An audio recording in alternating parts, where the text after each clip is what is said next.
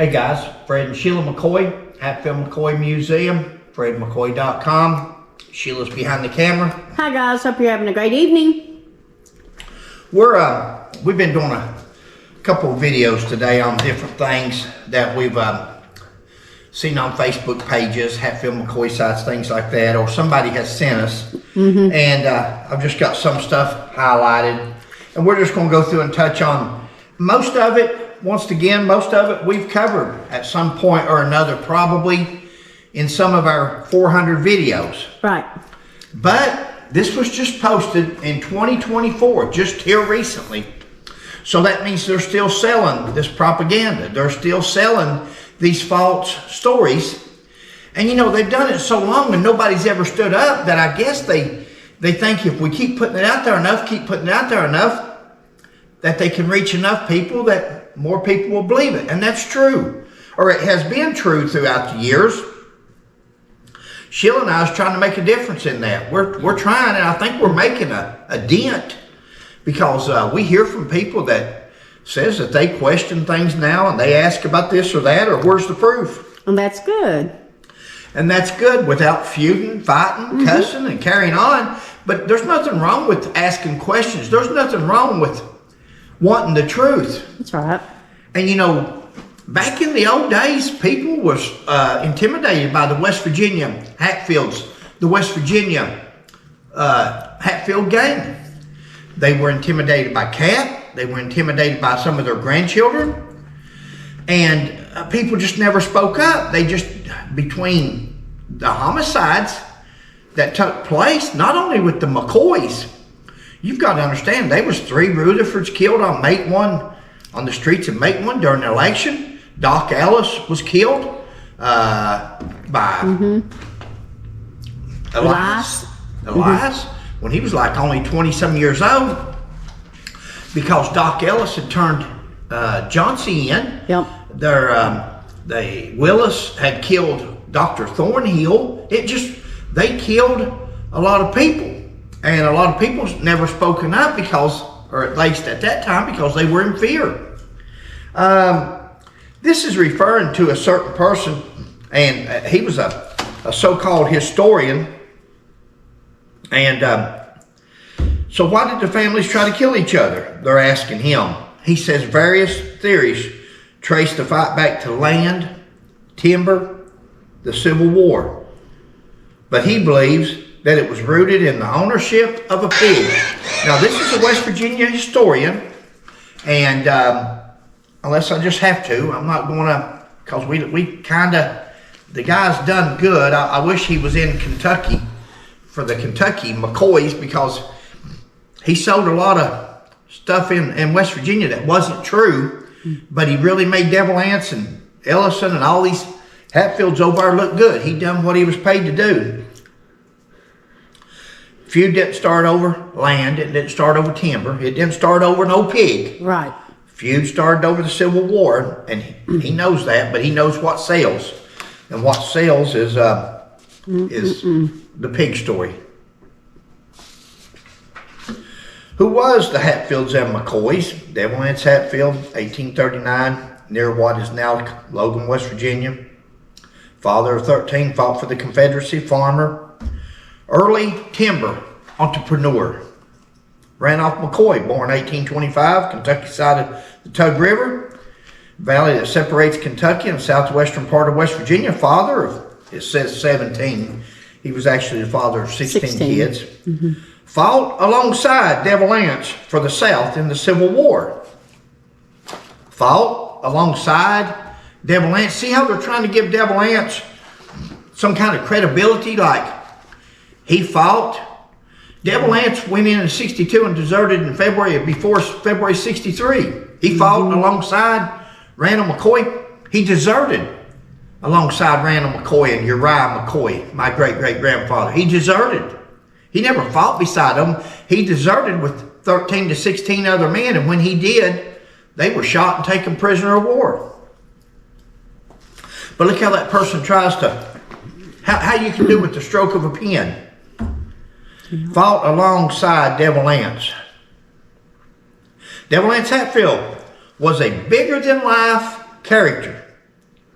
says Bill Richardson, West Virginia University Extension professor and the curator of a short-lived Hatfield McCoy Museum in Wimpson, West Virginia. There were 3,000 people at his funeral. See, people, we've discussed this before, and again, they're going over, I guess, one of Bill's stories that he's done, and they've reposted it, and so all can see. I don't even know when this was first published.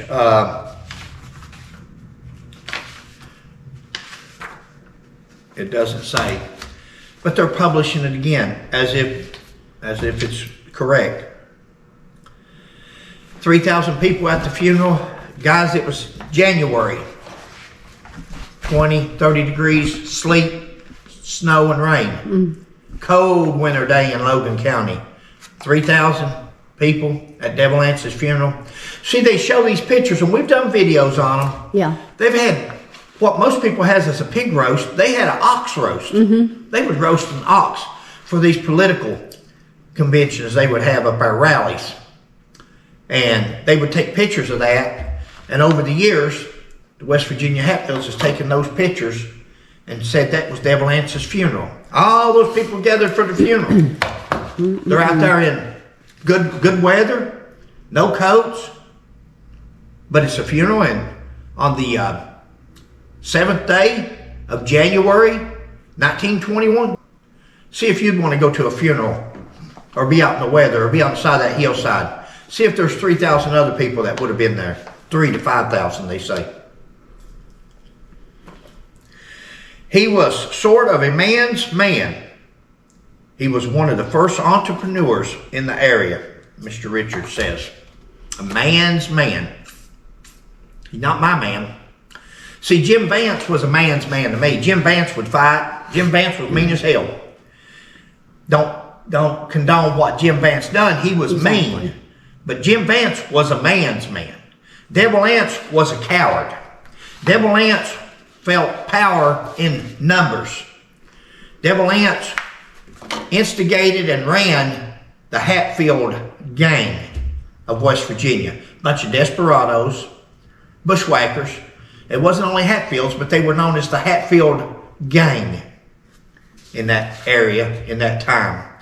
And they were known from West Virginia all over through Kentucky, because that's where they would steal and do all their bad deeds at, and blame it on or credit it to the Civil War, like they were part of a home guard, like they were part of a Confederacy unit. It's funny that he deserted and he left, and then other people will say, but he started his own regiment. He started his own. Really? How do you do that in the Civil War? You just desert and say, hey, I'm starting my own military. I'm having my own unit. Didn't happen, no more than it would happen today. I'm starting my own Air Force. I don't want to fight in this Air Force. I'm going to fight in my own. I'm going to start my own. People that believe some of this stuff, I'll tell you, it's hard to, I don't know how they find their way back home. Okay. He was one of the first entrepreneurs in the area. Guys, he didn't become, I don't think he was ever entrepreneur because he was a criminal. And most people feared him because of his power in numbers. They feared him because of Cap. They feared him because of Jim Vance. They feared him because of skunk-haired Tom Wallace, Alex Messer, Tom Chambers. They feared him because of Bill Dempsey and all these people that he had in his pocket.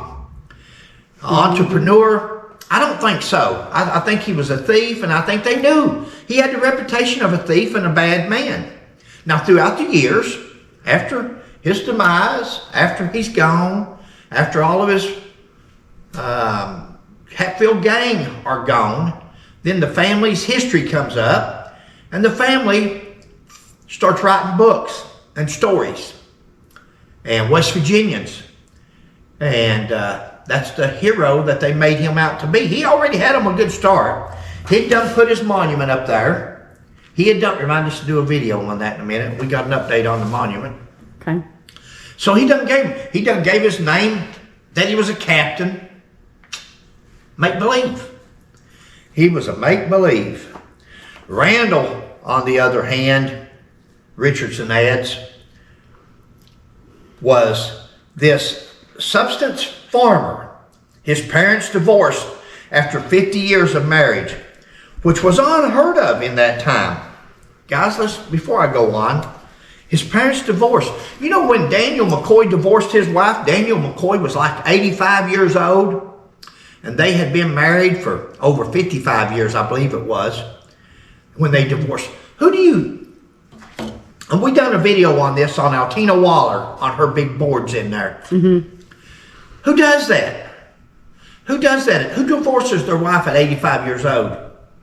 It was known as senility, Alzheimer's, old timers. It's now known as dementia.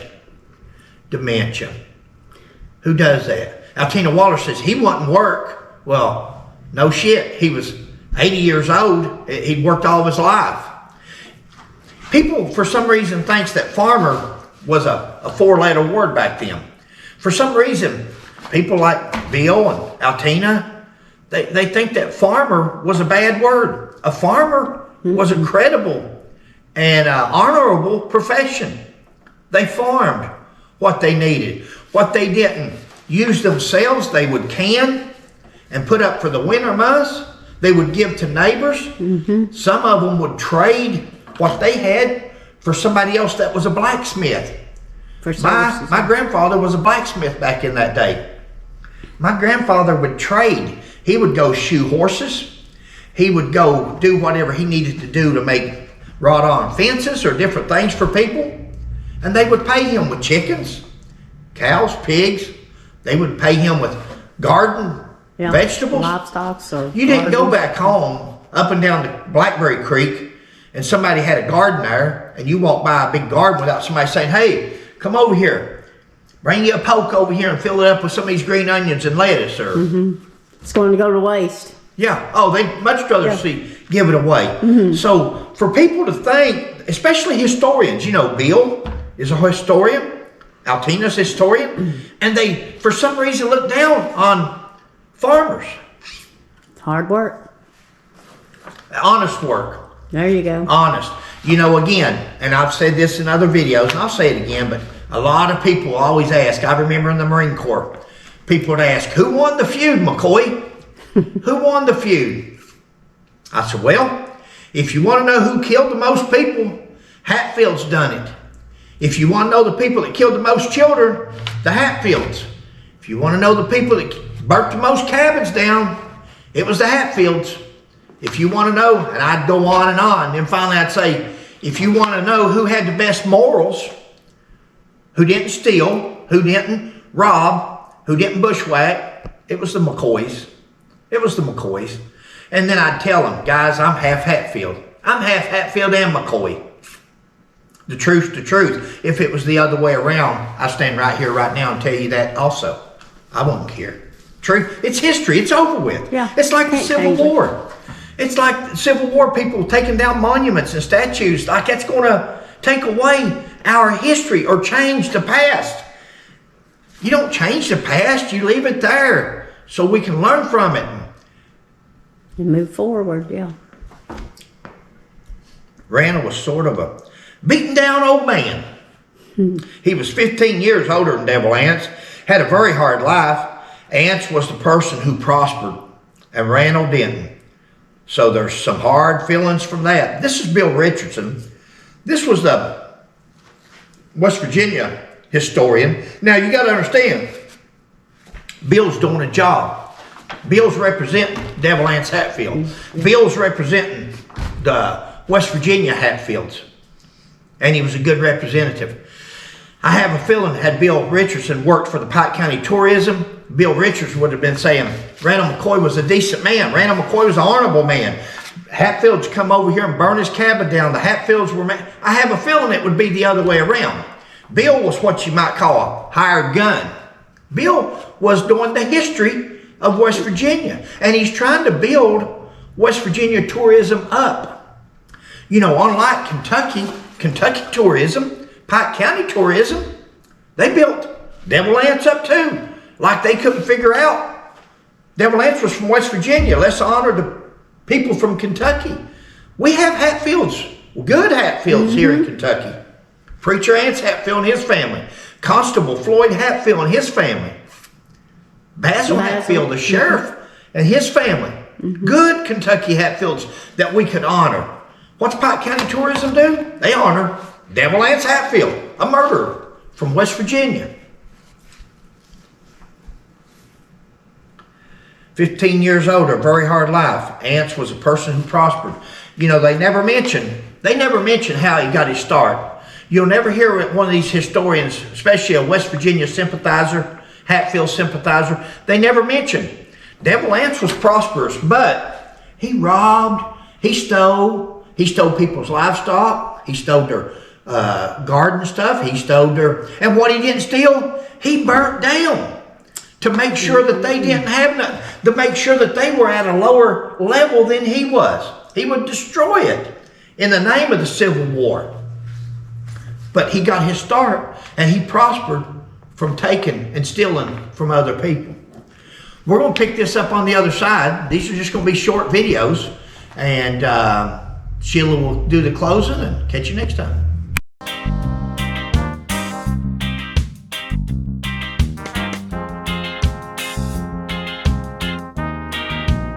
Hi guys, hope you're having a great evening. Please like, subscribe, and share. We'll catch you on the next one. Bye.